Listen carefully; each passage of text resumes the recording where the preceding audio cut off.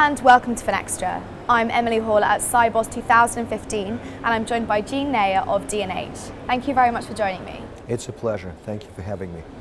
So what's driving the need for payments modernization? There is a number of drivers that come together at this particular point.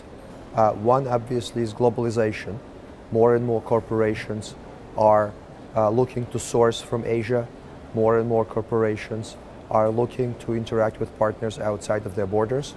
The same applies to banks. Many banks in Asia are moving into Europe and Americas, and many of the banks in the developed countries are looking to move into areas which are experiencing rapid growth. Therefore, we see both kinds of banks looking to move into new areas, and that requires them to bring on new systems. That drives a strong need for payment hubs, which is something that will allow banks to, on a single platform, process all kinds of payments in all kinds of geographies. This also is driven by an industry initiative around instant payments. We see that in the current modern digital business process, payments are a weakest link. In many countries, that link is actually made out of paper. We call that checks. In many countries, that link is very expensive. We call that wire. And so as an industry, we're coming together to, at least in the domestic context, to address that, to give businesses and people a new way of making payments to make the rest of their life much less complex and much more frictionless. Yeah. And the third thing is technology. We now have the technology to make instant payments available. We now have the technology to enable people with mobile. So all of these things coming together are driving the bank to transform to a digital, always-on, real-time enterprise. You've mentioned the globalization of corporate customers as a driver for payments modernization. How is this change being driven? There are a couple of things that we see. One is that a multinational corporate might have to have a relationship in the old days with 500 banks and have several thousand accounts.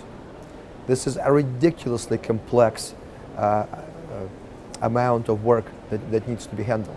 And we all know that corporate treasuries year in, year out have to do more with less. So what we see is corporates modernizing around best practices.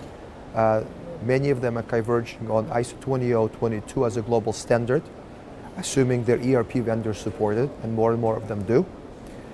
Many more of them are, some of the top tier ones are actually bringing in bankers saying, help me modernize my treasury so that I can do the same things all over the world. We see payment factories becoming much more prevalent, where a corporation wants to hand off to a single partner. Here are all of my payables, here are all of my receivables, you figure it out, you transact it in the best way possible.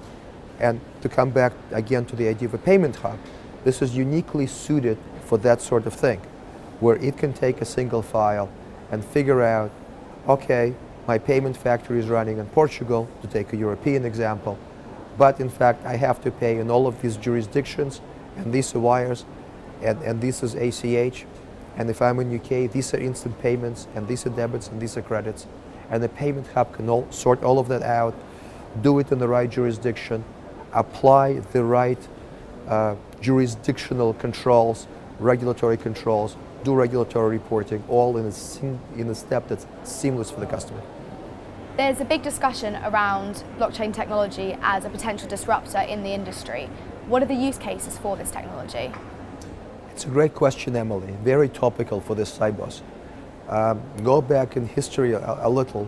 The technology is now almost a decade old. We see one really strong case in retail, which is people using Bitcoin to buy and sell. Now, it is a pretty niche case. So for P2P, if you go into a country like Argentina, which has capital controls, and you don't want to convert your money into Argentinian pesos, blockchain and Bitcoin are a good solution for that. Now, what we call blockchain 2.0 is the next installation. Take the currency out of it and just look at the technology. The technology has several components. One is a shared ledger.